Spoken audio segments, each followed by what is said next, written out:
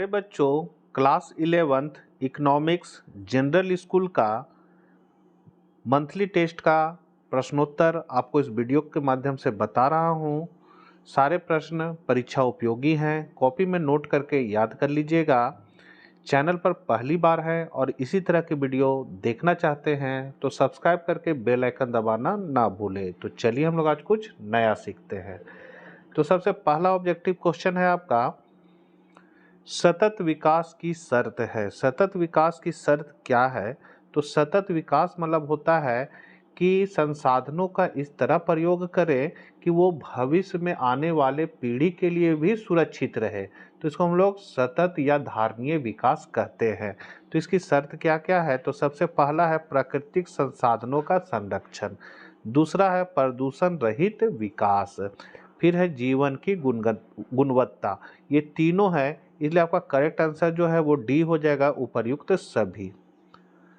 दूसरा क्वेश्चन है, आधार वर्ष में सूचकांक का मूल्य क्या होता है? तो आधार वर्ष में सूचकांक का मूल्य होता है इंडेक्स नंबर बराबर सिग्मा P1 बट्टा सिग्मा P0 इंटू 100। इसमें जो P1 है उसको हम लोग जांच वर्ष का मूल्य बोलते हैं। P0 जो है वो आधार वर्ष का मूल्य होता है और 100 से गुना करना पड़ता है, इसलिए आपका करेक्ट आंसर जो है वो सी हो जाएगा, 100। तीसरा क्वेश्चन है, पर्यावरण अवनति के कारण निम्नलिखित है। क्या क्या निम्नलिखित है? तो जनसंख्या विस्फोट, तीव्र औद्योगिक विकास, तीव्र नगरीकरण, ये सभी हैं। तो इसलिए इसका करेक्ट आंसर जो है वो डी हो जाएगा, उपर्युक्त सभी। अगला है, किनके सूत्र को सूचकांक निर्माण के लिए आदर्श माना जाता है? तो सूचकांक निर्माण के लिए पाश्चे, लास्पियर, बॉले, बहुत सारे अर्थशास्त्रियों ने अलग अलग सूत्र दिया है। किसी ने आधार वर्ष को सही माना है, किसी ने जांच वर्ष को लेकर फॉर्मूला दिया है। फीसर ही एक ऐसे अर्थशास्त्री हैं जिन्होंने आधार वर्ष और जांच वर्ष दोनों के मूल्य के औसत के आधार पर सूचकांक के सूत्र का निर्माण किया है और इन्होंने उसको सिद्ध भी किया है। इसीलिए फीसर का जो सूत्र है उसको आदर्श सूत्र माना जाता है। यहाँ मूत्र लिखा गया है, जो गलती से लिखा गया है सूत्र हो जाएगा। अगला क्वेश्चन है, वायु प्रदूषण के महत्वपूर्ण स्रोत है। वायु प्रदूषण के क्या क्या स्रोत है? तो नदियाँ नहीं है, तटीय क्षेत्र नहीं है, कार्बन डाइऑक्साइड हो सकता है, थर्मल पावर। तो इसका करेक्ट आंसर जो है वो थर्मल पावर हो जाएगा। अगला है, निर्देशांक के प्रकार हैं। तो निर्देशांक के जो प्रकार है क्या है? तो उपभोक्ता मूल्य निर्देशांक, थोक मूल्य निर्देशांक, यहाँ निर्देशांक स्पेलिंग गलत है, औद्योगिक उत्पादन निर्देशांक, ये तीनों है। आपका डी आंसर हो जाएगा इनमें से सभी। अब लघुत्तरीय प्रश्न है, ओजोन परत क्या है?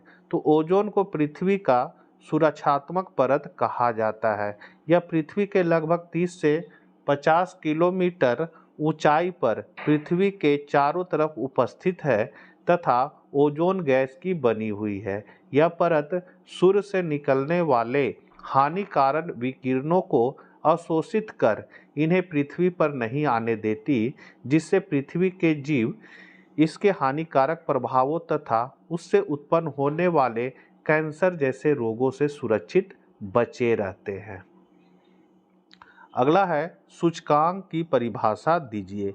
तो डॉक्टर बॉले के शब्दों में सूचकांक की श्रेणी एक ऐसी श्रेणी होती है जो अपने झुकाव तथा उच्चावचनों द्वारा जिस परिणाम से संबंधित है में होने वाले परिवर्तनों को स्पष्ट करती है।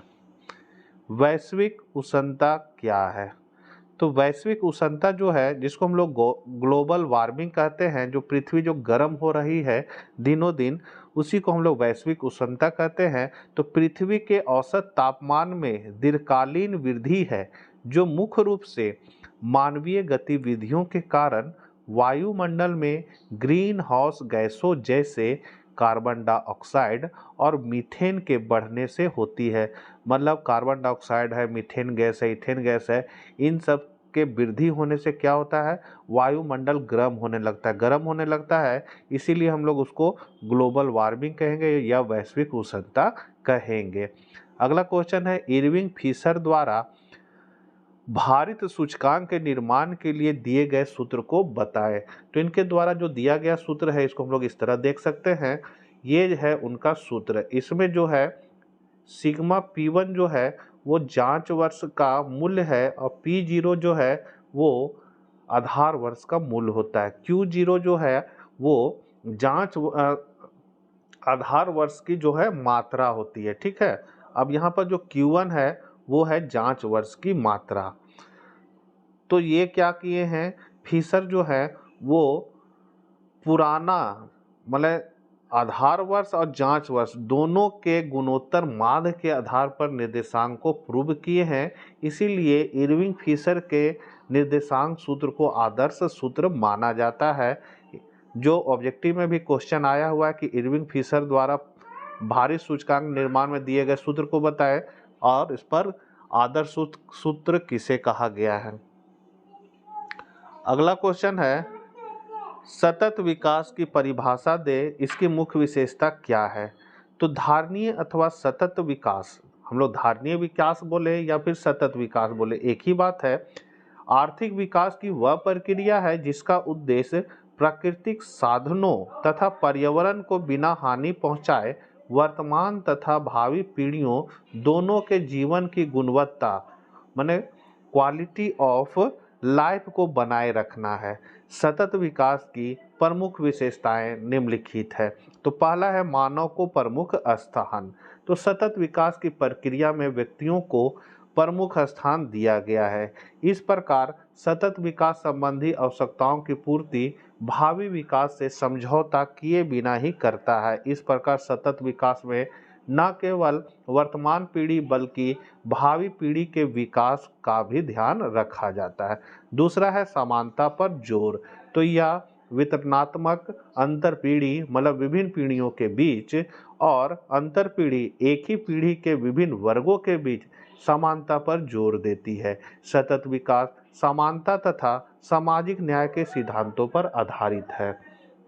इस संकल्पना में प्रत्येक व्यक्ति को न केवल कुछ विशेषाधिकार व्यक्तियों को उचित अवसर प्रदान करने का प्रयास किया जाता है।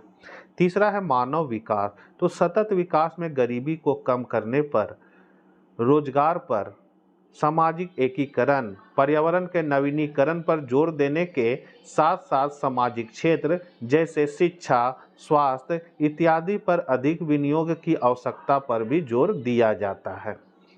फिर है पर्यावरण संरक्षण। तो विकास की लागत विशेषकर पर्यावरण हानि की लागत के बारे में ध्यान दिया जाना चाहिए। अतः पर्यावरण के संरक्षण की बहुत बड़ी आवश्यकता है। अतः सतत विकास प्रकृति तथा वातावरण के संरक्षण के अनुकूल होता है। पांचवा पॉइंट है गुणात्मक सुधार। तो सतत विकास में पर्यावरण को केवल संरक्षित नहीं किया जाता है बल्कि इसमें गुणात्मक सुधार के भी प्रयास किए जाते हैं। वस्तुतः सतत विकास में पर्यावरणीय घटकों जैसे वायु, जल एवं भूमि की गुणवत्ता अक्षुण्ण बनी रहती है तथा ये वर्तमान व भावी पीढ़ियों की सामूहिक विरासत का प्रतिनिधित्व करते हैं। तो बच्चों ये तो थोड़ा सा लॉन्ग क्वेश्चन है इसलिए लॉन्ग आंसर कंप्लीट दिए हैं फाइनल परीक्षा के लिए। अभी आप इसमें केवल पॉइंट लिख के भी छोड़ सकते हैं। जो जैसे पहला हम लिखेंगे सतत विकास की प्रमुख विशेषताएं निम्नलिखित है। तो पहला मानव को प्रमुख स्थान, दूसरा है समानता पर जोर, तीसरा मानव विकास, चौथा पर्यावरण संरक्षण और पांचवा है गुणात्मक सुधार। 12वां क्वेश्चन है सूचकांकों की 3 विशेषताएं बताएं। तो सूचकांकों की निम्नलिखित विशेषताएं हैं। तो सबसे पहला है सूचकांक मुद्रा के मूल्य का निरपेक्ष मापन होकर सापेक्ष माप है। दूसरा सूचकांकों को प्रतिशतों में व्यक्त किया जाता है, प्रतिशतों में व्यक्त किया जाता है। तीसरा है इनका प्रयोग ऐसे तथ्यों के परिवर्तनों को मापने के लिए किया जाता है जिन्हें प्रत्यक्ष माप से नहीं मापा जा सकता। चौथा है यह एक विशेष प्रकार का माध्य ही है। और पांचवा है सूचकांक आर्थिक पहलू के उच्चावचन को संकलात्मक रूप से भी माप सकता है। संकलात्मक का स्पेलिंग गलत है, इसको सुधार लीजिएगा। तो इसमें से आपको कोई 3 विशेषता को लिखना है। मैंने 5 विशेषता बताए हैं, आप इसमें से कोई भी छांट के 3 लिख सकते हैं। तो आशा करते हैं वीडियो आपके लिए उपयोगी साबित होगा। मित्रों को शेयर करना ना भूलें और चैनल पर नए हैं तो सब्सक्राइब करके बेल आइकन दबाना ना भूलें। मिलते हैं हम लोग नेक्स्ट वीडियो के साथ। जय हिंद, जय भारत।